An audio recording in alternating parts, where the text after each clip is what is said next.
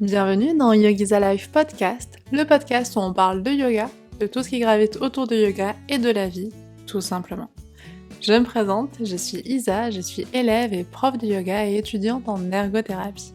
Pour certains épisodes, comme celui-ci, je serai seule, mais pour d'autres, je serai accompagnée de personnes passionnantes.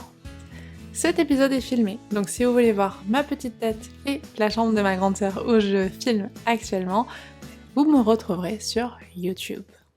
Si vous êtes bien installés, on va pouvoir commencer l'épisode du jour tout de suite. Dans l'épisode du jour, je vais vous parler un peu plus de mes études d'ergothérapie. Donc quand l'épisode sortira, j'aurai entamé ma 3e année d'études, 3e et dernière année d'études avant l'obtention du diplôme d'État. La première année, donc ma reprise, ça a été très compliqué. Ma 2e année, ça a été un peu moins compliqué, sachant que j'avais déjà l'expérience de la première année. Je me suis rendu compte que j'avais fait des erreurs, que j'avais eu des ratés. Attention quand je parle d'erreur. Pour moi, une erreur, c'est ni positif ni négatif. C'est juste une expérience qui nous permet d'apprendre. C'est une expérience ratée, c'est-à-dire qui ne nous a pas apporté ce qu'on imaginait, mais c'est une expérience qui nous apprend des choses. Et donc aujourd'hui, je vais vous partager mes 4 plus gros ratés lors de ma reprise d'études, en tout cas aujourd'hui. Sûrement après l'obtention du diplôme, il y en aura d'autres. Mais aujourd'hui, quels ont été les 4 plus gros ratés que j'ai faits, ce que j'ai compris de ces ratés, les choses que j'ai réalisées aussi qui pouvaient fonctionner, et finalement ce que je retiens de tout ça. Et ce que je retiens va, je l'espère, m'aider pour cette 3e année. En tout cas, je vais vous partager un petit peu comment j'aborde, en tout cas dans quel état d'esprit j'aborde ma 3e année d'études d'ergothérapie. Commençons tout de suite. On rentre dans le vif du sujet. Allez, on y va. Donc mes 4 plus grands ratés. Alors c'est pas toujours agréable, hein. On a toujours envie de montrer une image. En tout cas, moi, c'est vrai que j'ai tendance à un peu vouloir cacher mes ratés, mais au fur et à mesure, au plus j'avance, au plus je me rends compte que c'est, entre guillemets, toutes mes expériences un peu ratées, mes erreurs qui m'ont apporté le plus, ou en tout cas qui m'ont le plus fait comprendre de choses. Donc la première chose, ça a été, et c'est très bizarre que je vous dise ça, mais ça a été de prendre les choses beaucoup trop à cœur. Alors je ne sais pas si l'expression prendre les choses trop à cœur est la plus adaptée, mais en tout cas, de me mettre dans un état de stress et d'anxiété par rapport au partiel que je ne pensais plus retrouver. C'est-à-dire je pensais vraiment que voilà, j'allais gérer, plutôt bien. En fait, je me suis rendu compte que j'étais extrêmement anxieuse, extrêmement stressée et que ça n'avait pas forcément de, rationalité. Ça, je pense que c'était un raté dans la mesure où, si je pensais pouvoir arriver au partiel de manière décontractée, détendue, pas je m'en foutiste, mais avec, du calme. Surtout voilà, le yoga, on peut se dire ça peut nous aider. Et en fait, je me suis rendu compte que j'étais hyper anxieuse, que je prenais les choses beaucoup trop à cœur et en fait, je prenais des détails beaucoup trop à cœur et a posteriori, je pense que c'était pas forcément nécessaire.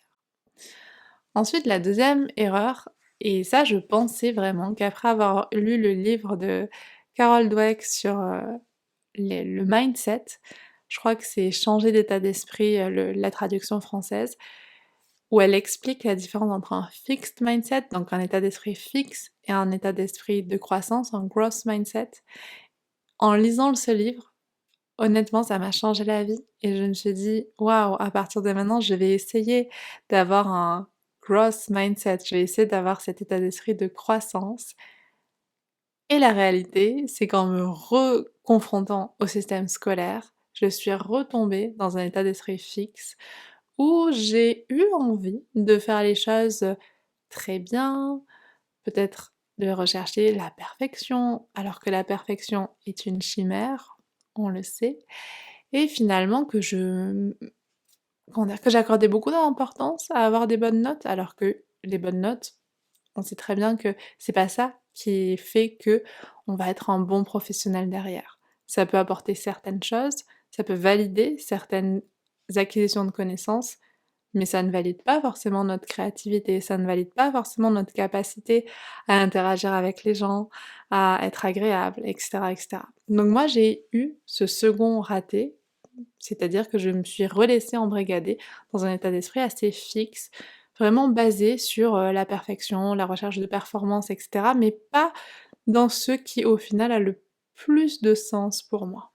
Ensuite, le troisième raté, ça a été plus quelque chose en rapport avec, l'aspect pratique, logistique, organisation. J'ai multiplié les supports par exemple pour prendre des notes et j'ai eu tendance à m'éparpiller, donc à perdre beaucoup de temps parce que je savais pas exactement ce qui était bon pour moi et au final, je m'en suis rendu compte assez tard, je m'en suis rendu compte à la fin de la première année. En deuxième année, ça allait un peu mieux et là, en troisième année, je pense qu'il y aura encore d'autres ajustements qui vont se faire. Mais, je pense le fait de m'éparpiller beaucoup, c'était peut-être une manière aussi de me rassurer. En faisant beaucoup de choses, j'avais l'impression de peut-être, travailler beaucoup, alors qu'on peut travailler moins, mais mieux, plus efficace. Et ensuite la troisième erreur, toujours dans l'aspect un peu organisation et cetera, ça a été de faire des plannings qui, au final, étaient beaucoup trop serrés et ne me permettaient pas de vivre, normalement, de profiter de la vie, tout simplement. Vous allez me dire que c'est bien, OK, voici mes ratés, mais maintenant qu'est-ce qu'on en fait et qu'est-ce que du coup j'en ai fait? Donc c'est vrai que pour le fait de prendre les choses beaucoup trop en cœur, je me suis rendu compte que c'était important de me relâcher un petit peu, au niveau de la pression, de me lâcher un peu la grappe, de revenir à ce qui avait vraiment de l'importance pour moi. C'est-à-dire, est-ce que je voulais avoir de très, très bonnes notes ou est-ce que je voulais juste profiter au maximum de tout ce que ces études pouvaient m'apporter, de tout ce que les stages pouvaient m'apporter? Et d'ailleurs en stage, je me suis rendu compte, même si je me mets beaucoup la pression, mais ça, je pense que c'est aussi un mécanisme et c'est aussi peut-être une manière de me rassurer aussi. Je me suis rendu compte que c'était beaucoup plus facile finalement de m'engager dans mes stages et d'être un peu moins stressée que pour les partiels, parce que finalement, bah, j'avais plus devant moi ce qui avait du sens, le pourquoi j'avais choisi ces études, pourquoi est-ce que j'avais envie de me former pour faire ce métier, et cetera, et cetera. Donc vraiment, je me suis rendu compte que relâcher un petit peu la pression, c'était pas moins faire, c'était juste faire les choses avec un peu plus de calme, un peu plus de recul et finalement être plus concentrée sur ce qui avait vraiment de l'importance pour moi. Et surtout, j'ai retrouvé un équilibre. C'est-à-dire que je me suis dit que non, j'allais pas faire passer mes études avant ma santé. Et ça, je pense que c'est super important et on peut remplacer études par boulot, par parfois relation, par plein, plein, plein de choses. Je pense que le plus important, c'est quand même notre santé. Et notre santé, elle peut être, améliorée par le fait de voir du monde, de faire du sport, de enfin voilà, il y a plein, plein, plein de manières de prendre soin de sa santé.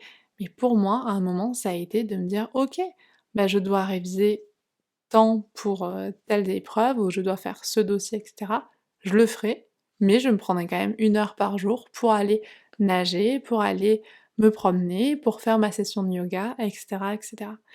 Et à partir du moment où je me suis imposé ça, c'est-à-dire que c'était autant imposé que de faire, tant de révisions. Imposé au sens où je savais très bien que si je ne le faisais pas, je pétais littéralement un câble. Désolée pour l'expression, mais c'était ça et je me suis retrouvée à bosser à 2 heures du mat et cetera. En fait, à faire des choses où au final, je me suis aussi questionnée sur la valeur de ces choses-là. Je m'explique. C'est-à-dire que parfois, pour avoir un certain résultat, on sait qu'on va devoir faire des choses, on va devoir mettre certaines actions et cetera. On va prendre l'exemple d'un gâteau. C'est-à-dire je veux faire un gâteau yaourt, voilà, ben je vais casser mes œufs, je vais mettre mon yaourt, je vais le mettre au four, utiliser de la farine et cetera. Enfin vous avez compris, vous connaissez sûrement la recette. Mais si je veux que mon gâteau soit bon, bon ben voilà, je vais me contenter de faire ça. Si je veux que mon gâteau au yaourt soit d'exception, bon ben là, je vais peut-être essayer une technique de chef, je vais peut-être rajouter un ingrédient un peu secret et cetera. Je vais y passer un peu plus de temps. Et parfois le temps que j'aurais passé pour le faire passer de très bon à excellent, en fait, le temps est énorme passé. Et en fait, je me suis rendu compte que pour certaines choses, ça n'avait pas assez de sens pour moi, que de passer d'une note, OK, enfin qui moi me convenait, à une très bonne note. En fait, j'ai passé beaucoup trop de temps pour au final m'empoisonner la vie avec des choses qui n'avaient pas tant d'importance pour moi.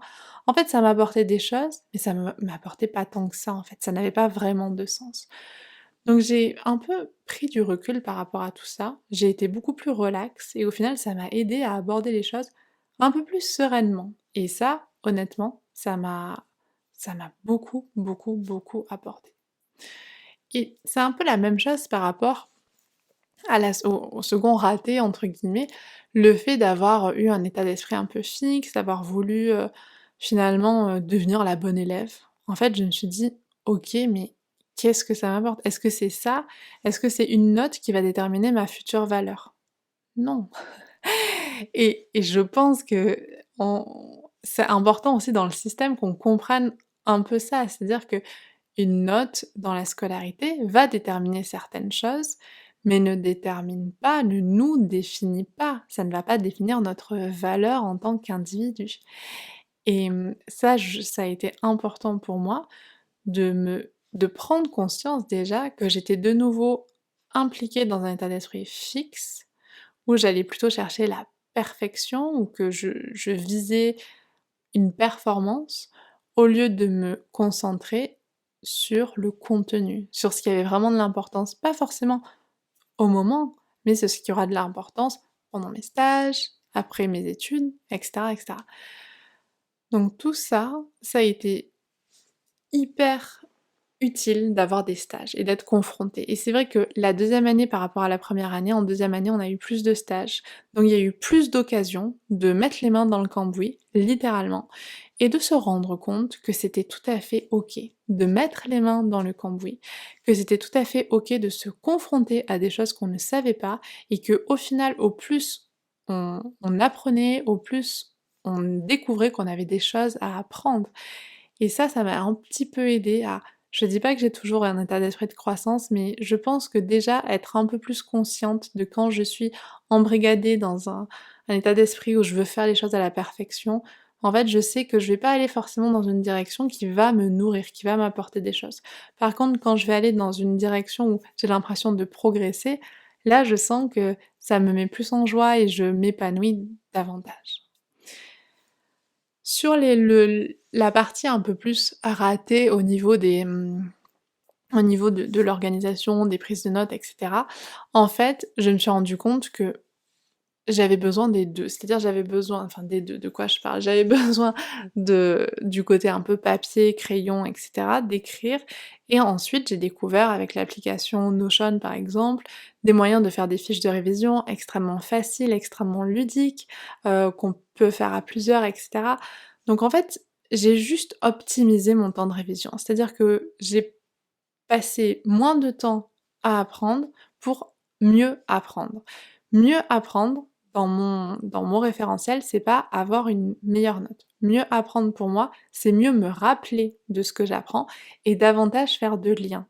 C'est-à-dire que si je pense, à la neuroanatomie par exemple, pour moi c'est important dans la mesure où, bah, je vais pouvoir la prochaine fois que je vois un patient qui va avoir, un souci neurologique ou quoi, bah, je vais réussir à faire des liens peut-être plus facilement. Donc pour moi c'est ça, c'est transposer mes acquis, mes connaissances théoriques dans des connaissances pratiques. C'est pas avoir une bonne note.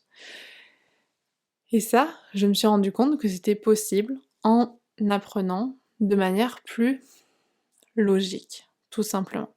C'est-à-dire que je me suis un petit peu distanciée par rapport à certains cours qu'on a eus, à certains, comment dire? Formats qu'on a eus. Je pense que, par exemple, les vidéos qu'on peut trouver sur YouTube sur certains sujets et cetera, moi, sur plein de choses, ça m'aide à mieux apprendre, clairement. Faire davantage de schémas, de cartes mentales. En fait, tout ça, je me suis rendu compte que ça avait plus de sens et ensuite essayer de lier tout ce que j'apprenais à soit des personnes que j'avais pu voir, donc c'est vrai que les stages aident aussi énormément, soit que j'avais déjà vues. Donc toutes ces petites choses, je pense que ça m'a aussi permis à mieux comprendre pourquoi j'apprenais. Parce que si on apprend juste pour avoir une bonne note, à part si on est vraiment accro au fait d'avoir des bonnes notes, en fait, au bout d'un moment, ça nous sert pas à grand chose. parce que je suis pas certaine qu'on arrive à transposer. Et je me suis rendu compte, notamment en apprenant, on a eu des cours super au niveau des processus de la mémoire, de comment on apprend, comment on mémorise et cetera. En fait, je me suis rendu compte que c'est clair qu'au plus on fait de liens, au plus on relie aussi à l'émotionnel, au plus en fait, on va s'en souvenir.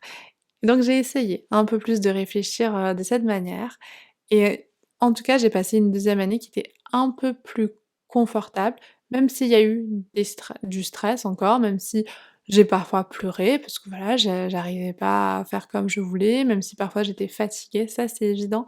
Mais à ce niveau-là, je pense que je suis un peu plus sereine aussi dans ma manière d'apprendre, en fait, de réfléchir à trouver du sens et à trouver du lien.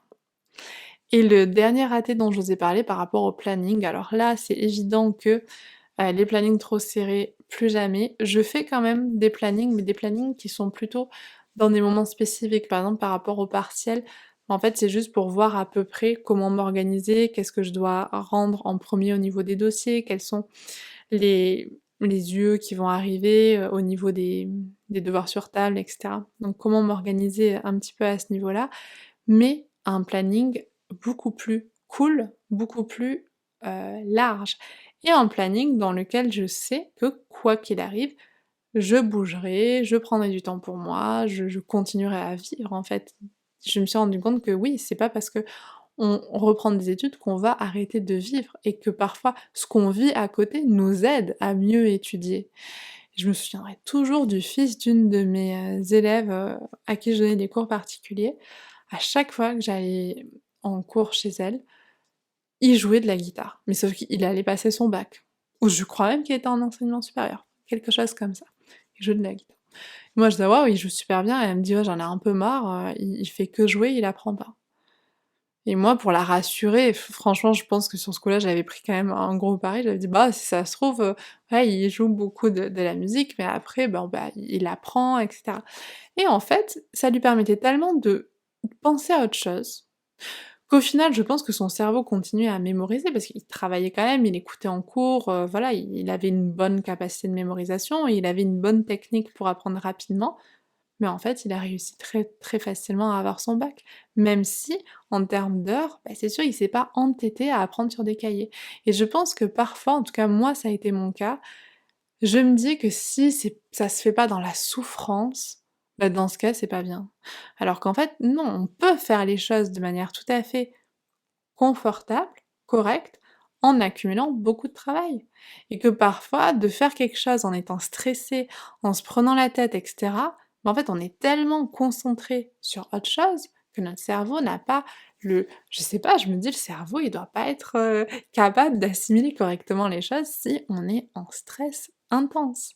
Donc c'est évident que si on fait que sortir et cetera, bon, bah et qu'on n'étudie pas, bon, et c'est sûr qu'à un moment ça va pas aller, mais je pense que tout est question d'équilibre et juste trouver un petit peu de douceur dans sa manière d'apprendre, dans la mesure où il y a les temps pour apprendre et il y a les temps pour déconnecter et ça, notre cerveau en a besoin aussi. En tout cas, moi, personnellement, mon cerveau en a besoin parce que je sais pas faire les choses en dernière minute. Donc du coup, le fait de faire comme ça me permettait de travailler régulièrement sans péter un plomb, comme je l'ai fait en première année.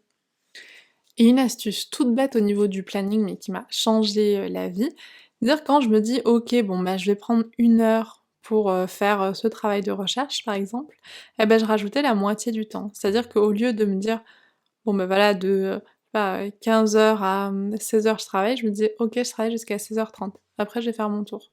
Et en fait, le fait de travailler comme ça m'aidait à être beaucoup moins stressée et en fait, je me rendais compte que, bah, souvent je finissais en 1 heure. Mais au final, j'avais pas la pression de me dire: «Mon Dieu, mais qu'est-ce qu'il faut que je fasse?» et cetera. En fait, je me suis rendu compte que quand je mettais mes temps pour, travailler, en fait, j'étais beaucoup trop ambitieuse et il y a toujours des imprévus, il y a toujours un truc qu'on n'avait pas, anticipé ou un problème informatique ou quelque chose qui fait que on va prendre plus de temps. Donc juste l'intégrer, on a moins l'impression d'être en retard sur le planning et quand on a fini en avance, bah, en fait, on se rend compte que ce temps-là, bah, on peut l'utiliser pour autre chose. Donc moi, je sais que ça m'a aidé. Je sais pas si voilà, si c'est quelque chose que vous utilisez ou quoi, mais moi je sais que ça m'a beaucoup aidé. Et ensuite sur les choses qui m'ont aidée aussi, je vais vous partager toutes les choses qui ont fonctionné, en plus de voilà, des petites choses que je vous ai dit juste avant. Je pense que la principale chose, et c'est quelque chose que j'avais touché du doigt en première année, mais que j'ai vraiment un peu plus ressenti lors de la deuxième année, c'est se connaître. En fait, comprendre comment on fonctionne. Moi, comme je vous ai dit, je sais que comme je n'arrive pas à travailler en dernière minute comme il faut, que je travaille régulièrement pour être saine d'esprit, dans ce cas, je sais que je vais avoir besoin, comme c'est un marathon, je vais avoir besoin de prendre des moments où je vais un peu lever le pied. Je vais pas forcément, voilà, je vais prendre du temps pour, nager, pour, voilà, prendre l'air et cetera. Mais je prends l'exemple de quelqu'un qui va ne travailler que dans l'urgence. En fait, il a tout intérêt à garder cette manière de travailler. Mon conjoint, par exemple, il ne sait travailler, enfin, il ne sait, j'exagère en disant ça, mais en tout cas, quand il a une urgence, dans ce cas, il va développer des trésors de ressources et cetera. Moi, je vais pouvoir développer des choses, je vais pouvoir le finir et cetera, mais à quel prix? Je vais me sentir épuisée. Tandis que lui, il se sentira content d'avoir fini le truc, en 2 temps 3 mouvements et de pas s'être pris 1 mois en avance. Moi, c'est pas du tout mon cas.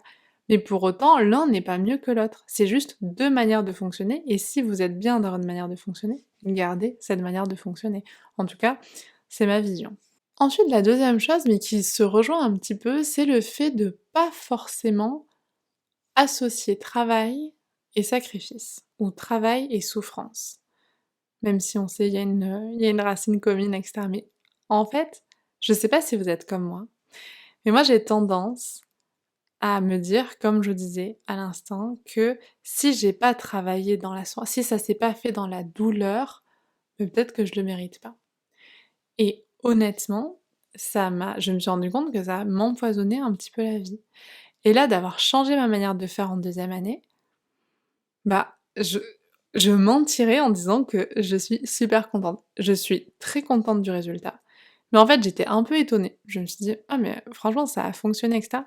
Ça veut pas dire que j'ai moins travaillé en deuxième année. J'ai travaillé beaucoup plus efficacement. Je me suis moins éparpillée, parce que j'avais compris des choses au niveau de l'organisation et cetera, je suis d'accord. Mais je me suis moins éparpillée et j'ai travaillé finalement au lieu de je vais vous donner un exemple très concret. On a des crocs, c'est des questionnaires à réponses ouvertes courtes. C'est un truc moi j'aime bien le mot croc, mais voilà, le nom est un peu bizarre. On a des crocs et en fait, le tout, ça va être de répondre correctement aux questions qu'on nous pose. J'avais vu une super vidéo de Ali Abdal qui, c'est un youtubeur qui est aussi médecin, enfin en tout cas maintenant il a arrêté médecine, mais il a fait des études de médecine, il a été médecin et il expliquait comment lui il travaillait et cetera. Il partageait des bouquins, des ressources très utiles pour apprendre et donc il expliquait que quand on a un examen où on doit ressortir une connaissance, si on apprend simplement en lisant ses fiches, en fait, on travaille au niveau de la mémoire. Il y a 3 phases dans la mémoire. Il y a l'encodage, c'est-à-dire je vais vous donner, un mot à apprendre, là c'est l'encodage, vous allez le prendre. Ensuite c'est le stockage, vous allez par exemple le répéter. Et ensuite si je vous le redemande dans 2 minutes, ça va être la récupération. Mais si on ne travaille que sur notre capacité à stocker les informations, donc on lit, on lit, on lit, on répète et cetera, en fait on s'entraîne pas à récupérer. Et moi je me suis rendu compte alors on peut arriver attention, bémol, on peut arriver au même résultat, hein, mais c'est juste que ça va prendre beaucoup de temps. Enfin moi par exemple, je sais que pour vraiment avoir quelque chose que j'arrive à récupérer, il faut que je le répète ou il faut que je le vois beaucoup, beaucoup de fois. Il y a des personnes qui ont une mémoire extrêmement performante, qui vont le voir une fois, arriver à faire un lien et le ressortir. C'est pas mon cas, on n'est pas tous on n'est pas tous égaux, on n'est pas tous pareils. Et donc en fait, je me suis rendu compte que moi j'avais du mal au niveau de cette récupération.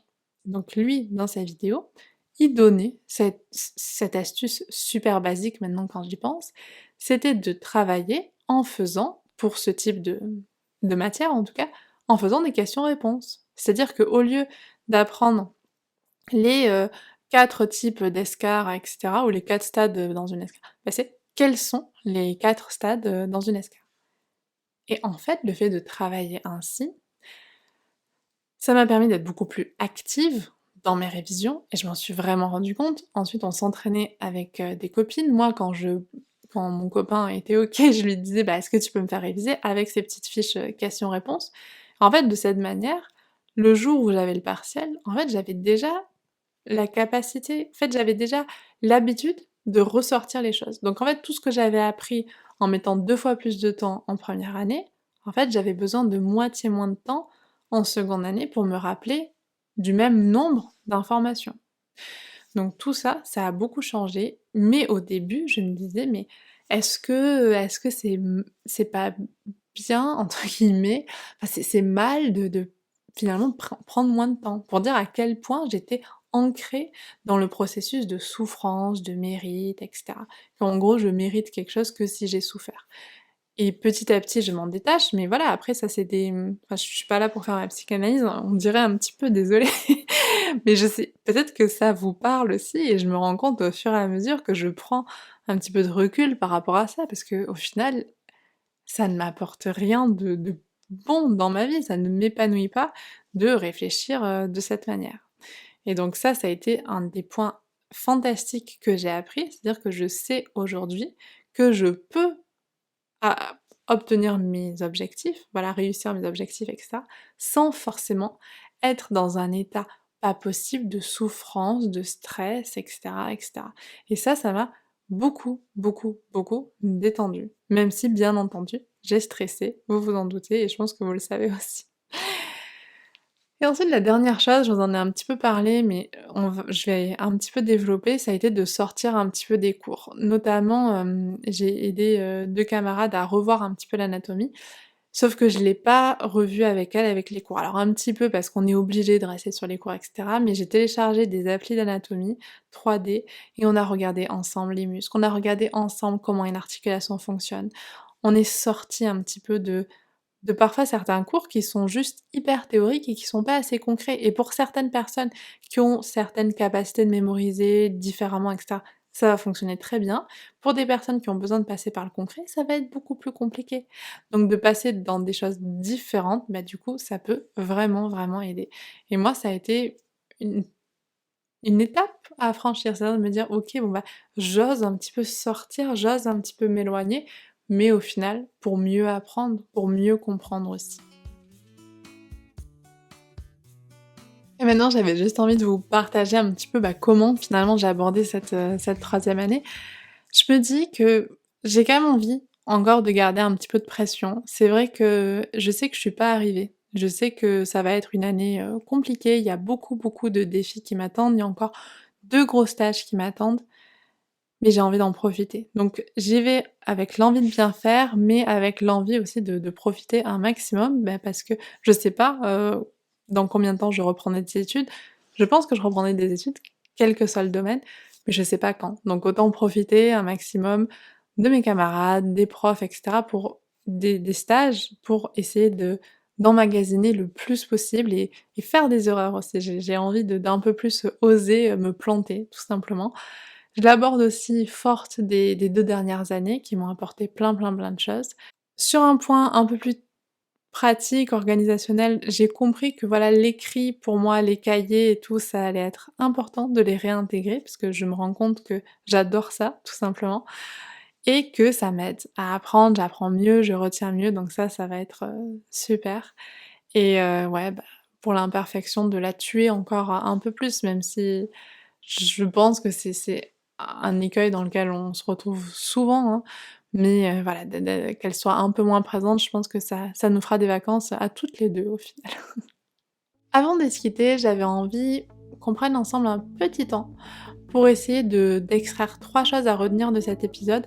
Moi, je vais vous partager ce que je pense être les leçons les plus intéressantes, mais si vous avez, entendu, écouté d'autres choses qui vous ont plus impacté, bah, n'hésitez pas à le noter aussi. Je trouve que l'avantage d'entendre des témoignages sur les erreurs et cetera, c'est qu'on peut utiliser ça pour nous faire avancer dans certains domaines, pour nous permettre de mieux nous épanouir, pour nous permettre d'être, un peu plus détendus aussi par rapport à certaines situations.